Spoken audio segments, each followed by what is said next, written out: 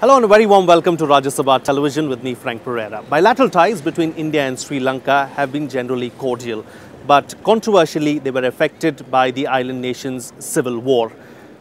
In this special report, India-Sri Lanka, Bridging the Divide, we're going to take a look at the history of the ties between the two nations, and we're going to take a look at the way forward as well.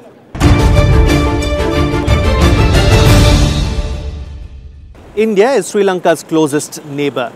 The relationship between the two countries dates back many centuries, and both nations have worked upon a linguistic, spiritual, religious and on intellectual lines. On this special report, we're going to take a look at the history of the ties between the two nations.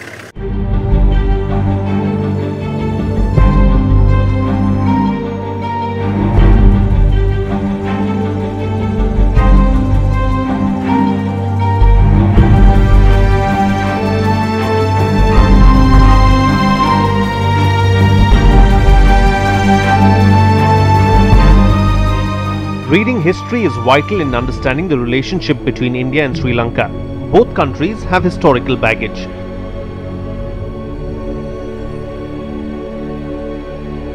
Sri Lanka has a recorded history of 2,500 years. Emperor Ashoka is one of the most prominent historical landmarks for the majority of Sri Lankans, as he brought about a striking transformation in society with the introduction of Buddhism. Sri Lankans have been comfortable with the large geographical area of India that was once ruled by their beloved Emperor Ashoka, who influenced the modern civilization of Sri Lanka.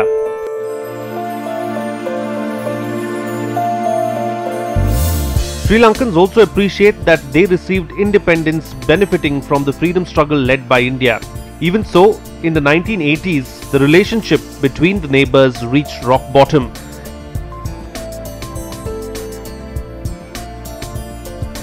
Except for that phase, the relationship has been genial, with Sri Lanka benefiting from India's history, culture and values, and sharing a common link with respect to democracy, way of life and thinking. Sri Lanka is comfortable with what India is today. It recognizes India as a regional power and aspiring global power. Initial years of independence of Sri Lanka, I think the ties were based on, they always looked at India as a big power and they need to balance their interest with India. So they opted for various other regional or extra regional powers, I can say. They wanted good relations with them so that they can balance India. India-Sri Lanka relations can be divided into four phases. First, Nerubian Era, starting from independence of both the nations until 1970s. Second, during the stewardship of Mrs. Indira Gandhi and Mr. Rajiv Gandhi, where India was a forward-looking policy of involvement. Third, post-Rajiv Gandhi and post-IPKF period until the beginning of peace process in 2002. Fourth, the period beginning with peace process and the Elam War, when India was not directly involved, however its influence was decisive. The end of the Elam War and the election of a new president has heralded the current phase in India-Sri Lanka relations. The first phase of relationship was devoted to the clearing of the colonial baggage and adherence to the policy of non-alignment. The first issue between India and Sri Lanka related to the future status of the people of Indian origin in the island. The first agreement between India and Sri Lanka, Nehru-Kotelawala Agreement on Persons of Indian Origin in Ceylon, was signed in 1954. This agreement dealt with the problems of illicit immigration and proposals for granting them citizenship. I think the Nehru is the one who has tried to give a very presented a friendly approach towards neighbours and said, nothing to fear about it, and we are neighbours and we need to work together for regional security and interest. So that's how the Sri Lanka-India's relations actually shaped up during Nehru's time. 9,75,000 persons who did not register under the agreement were declared by Colombo as stateless.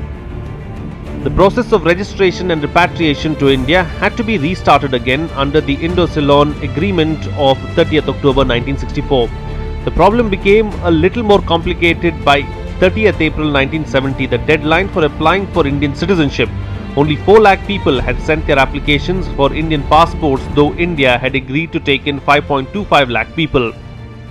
Indira Gandhi visited Sri Lanka on the 27th of April 1972 on a goodwill visit for 3 days. During this visit, issues pertaining to repatriation of people of Indian origin, Kachativu, and possibilities of economic cooperation were discussed.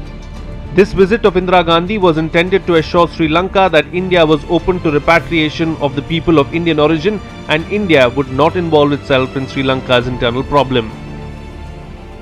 With all neighbours, we had our problems, etc. And I think Mrs. Gandhi did use the LTTE to probably create some problems there.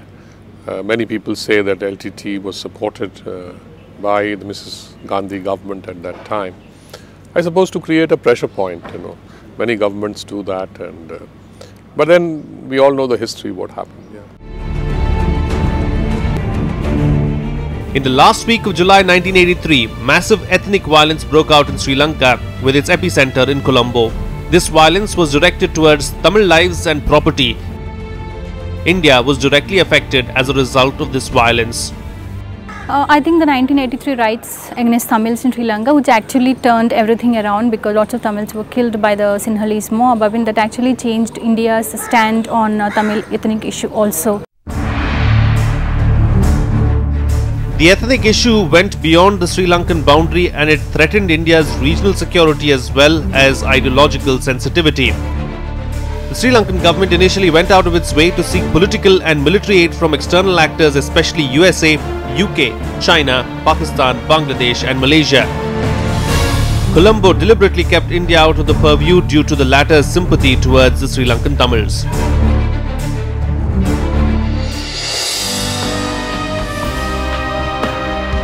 Pakistan also came forward to help Sri Lanka during the ethnic crisis.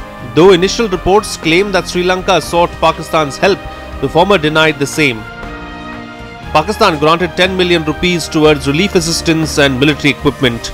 In addition, Sri Lankan army chief visited Pakistan and a Pakistani naval ship made a goodwill visit to Sri Lanka. This increased international involvement in Sri Lanka's ethnic crisis and was perceived by New Delhi as a threat to India's security. It was one of the reasons why India got involved in the Sri Lankan issue.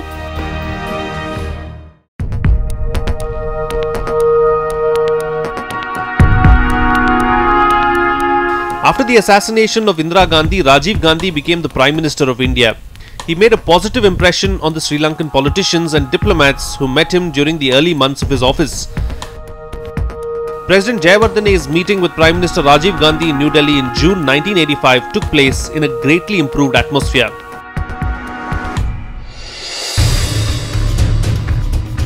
Two sets of talks between representatives of the Sri Lankan government and the various Tamil groups claiming to speak on behalf of their ethnic group took place in July and August 1985 at Thimphu, the capital of Bhutan.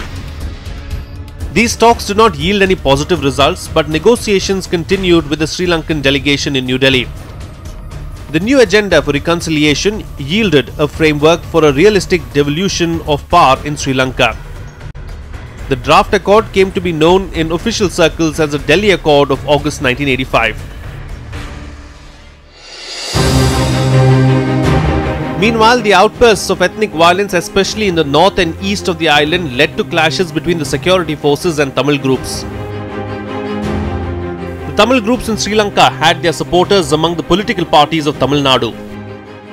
Tamil Nadu continued to serve the Tamil cause in three ways. First, providing sanctuary, second, the base for training, and third, it was the conduit for the supply of arms and was also a source of funds. The whole operation, the IPKF operation, was mounted perhaps without doing the full homework at that time as to what the repercussions would be. And clearly there was the playing up to the Tamil constituency within the country. And that has been a perennial aspect of our relations with Sri Lanka, the Tamil card or the Tamil factor. The Sri Lankan army having become aggressive over the Tamils in Jaffna, the Indian leaders started thinking of direct intervention. Plans for such intervention were finalized by March 1987 and Colombo was warned to desist from attempting military solution over Jaffna. However, when Sri Lanka did not heed to the warning, India intervened directly in June 1987.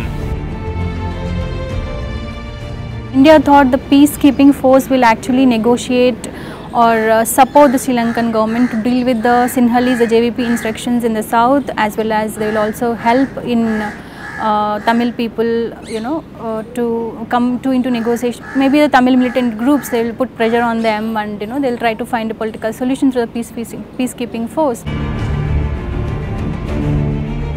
The Indian peacekeeping force landed in northern and eastern provinces in July 1987 to establish peace and normalcy in Sri Lanka, which was plunged by an extended conflict between the Tamil minority and the Sinhalese majority. Following the Indo-Sri Lankan Accord, cessation of hostilities proved a unilateral affair. Tiger militants used their arms, creating violence and interfering in civil administration in the northeast. As a result, the IPKF alone endeavoured to enforce peace in the Tamil provinces. While the situation in north and east was returning to normal, the suicide of 17 LTTE cadres who were arrested by the Sri Lankan Navy while the cadres were returning in an armed boat made way for the LTTE to revert to taking up of arms. The IPKF's presence in the north and east of the island was not without its advantage to the Sri Lankan government. Sri Lanka's defence expenditure dropped noticeably after mid-1987. The Indian government bore the heavy expenditure involved. IPKF ultimately turned out to be not a very successful foray, into Sri Lanka, and we had to withdraw. And Rajiv Gandhi perhaps paid a price for it. I think the Tamil Tigers assassinated him. The withdrawal of the IPKF and the assassination of Rajiv Gandhi by the LTT in May 1991 in Tamil Nadu marked the end of an era of India's active involvement in the Sri Lankan ethnic problem. I think Rajiv Gandhi's assassination, I guess, was a big mistake done by the LTT, because till then Indian Tamils were in support of the Tamil militant cause, and they were looking at it as a, their ethnic brethren, and we should help them, we should help in their cause. But Rajiv Gandhi's assassination turned things around. India actually took and also the IPKF's experience, India actually took a hands-off approach, saying that we should not involve in Sri Lanka's internal affairs, it is not for us. The exit of IPKF and the assassination of Rajiv Gandhi started the third phase of Indian interests in Sri Lanka. After India withdrew from the Sri Lankan peace talks, third-party involvement in Sri Lanka was put on hold until the involvement of Norway. The Norwegian government acted as a facilitator in order to revive the interrupted communication between the contending parties. The MOU of 2002 marked the first success of Norway's facilitating efforts. Norway wanted to bring a political solution, because since India is not interested at all to mediate or to negotiate or directly intervene in the conflict, so that's how the Norway's role has come in actually. And Ranil Wickremesinghe's government was very much involved to involve some mediator so that he can find a political solution to the problem involving the Tamil militant groups. Although India had clearly expressed its position of non-involvement in the Sri Lankan affairs, due to strategic reasons it remained a spectator of the Sri Lankan affairs. India did not openly support Sri Lanka in Elam War 4, but its subtle involvement was clearly evident. The fall of the LTTE in 2009 changed the course of history for Sri Lanka. Elam War 4, that is what they all call it, that ended the LTTE's dominance in the northern eastern region. But then I call it as a war has ended, but ethnic conflict has not ended, because ethnic conflict still continues. What are the rights demanded by the Tamils? Equal rights, a safe life, and also employment opportunities, and a secure life was not given to them till now. The ethnic problem continues to exist even after the Elam War 4. Tamilians continue to fight for their rights, with several thousand still living in camps. With the new government in place, hopes are high that the Tamils will get some kind of a closure. Time for a short break on the program right now. Much more lined up for you on the other side. Stay tuned. We'll be right back.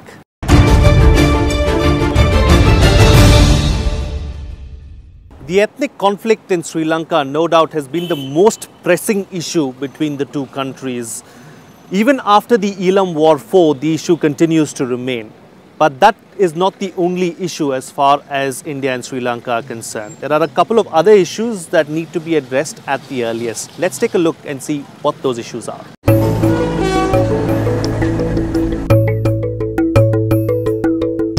Two other factors remain the detriments of the India-Sri Lanka relations. These factors not only have an impact on the lives of the Sri Lankans but also on the Indians.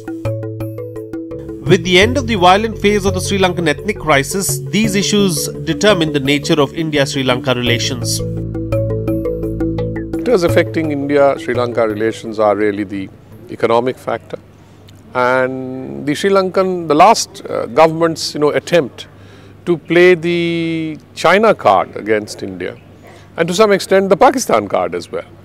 I mean, it's normal for a smaller neighbor to play those cards, but then what happens is that there are always consequences of such policy, The fishermen issue has deeply affected the history, economy and culture of the coastal regions of both Tamil Nadu and northeast Sri Lanka.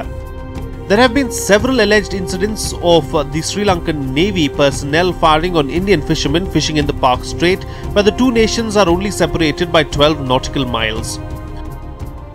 Yes, there are some things the fishermen, the joint working group meetings are happening and happened also last year. But then there was no, they're not trying for, they have to try for a permanent solution for this issue, because it's a livelihood issue for both the fishermen on the northern side as well as in Tamil Nadu. The Sri Lankan government wants India to ban the use of mechanized trawlers in the Palk Strait region, and the negotiations on the same are going on. So far, no concrete agreement has been reached, since India favours regulating these trawlers instead of banning them altogether. Anger amongst the Sri Lankan side is also because the use of mechanized trawlers is ecologically damaging. The Indian government has always taken up the issue of safety of Indian fishermen on a priority basis with the government of Sri Lanka. Fishermen issue will continue, in my view. That is going to operate because of Tamil politics in Tamil Nadu and because of the livelihood factor of fishermen. Another issue to trouble the two nations is a dispute over Kachativu. It is a small island in the Palk Strait situated northeast of Rameshwaram, about 11 nautical miles from the Indian coast and about 10 nautical miles southwest of the Sri Lankan island of Delft. The issue of sovereignty over the island of Kachativu has been emotionalized to a considerable extent in Tamil Nadu and in Sri Lanka. Well, as you know, we had settled that issue at one time, but demands have been raised from time to time that we should reopen it. It is very unlikely that a government in India would do that, because that has been our tradition. We stick to our agreements and we implement them. These three issues continue to be the main problems between the two nations. A solution for the time being seems to be far-fetched. Only time will tell if these can be thrashed out or not. Well, thus far on the program, we've taken a look at the history of the ties between the two nations, and we've also looked at some of the issues that both countries have faced. Let's now take a look at the areas of cooperation between India and Sri Lanka. Economic relations between India and Sri Lanka were strong in pre-colonial times, but these relations diluted during the nearly 4.5 centuries of colonial rule. Soon after independence in both countries, economic relations strengthened, but not significantly due to inward-looking economic policies dominating in both economies until about the mid-1980s. I think primarily two.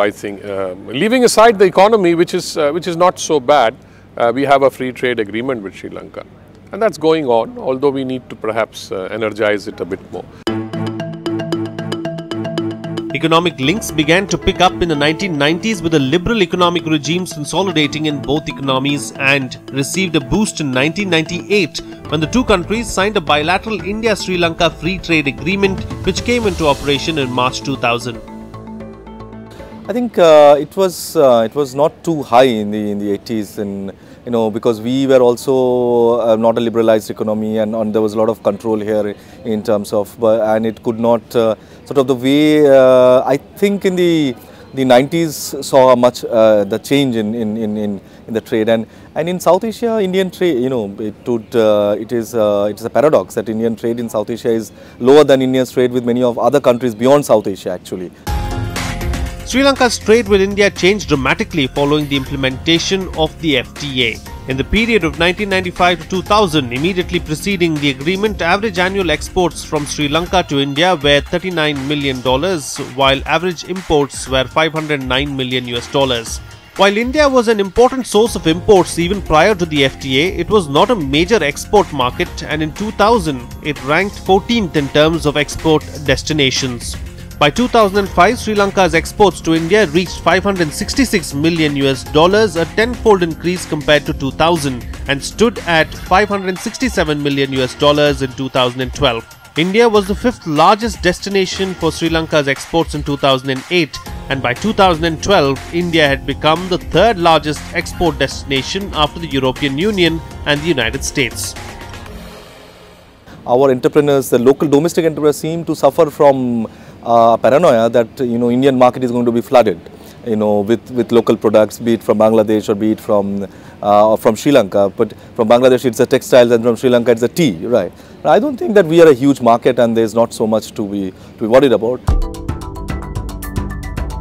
India and Sri Lanka are also member nations of several regional and multilateral organizations such as SAARC, South Asia Cooperative Environment Programme, South Asian Economic Union and BIMSTEC, working to enhance cultural and commercial ties.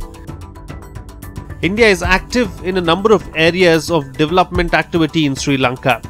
A number of development projects are implemented under Aid to Sri Lanka funds. India actively participates and supports Sri Lanka in small development projects, health projects, education projects and infrastructure, just to name a few. With a new regime in Sri Lanka and a relatively new government in India, let's take a look now at what the future holds for both the nations. Prime Minister Narendra Modi was the first international leader to congratulate Maithripala Sirisena when he won the presidential elections in Sri Lanka in January. Maithripala Sirisena responded positively to India's gesture and ensured that his first visit abroad was to India. The future does look bright, but will there be roadblocks?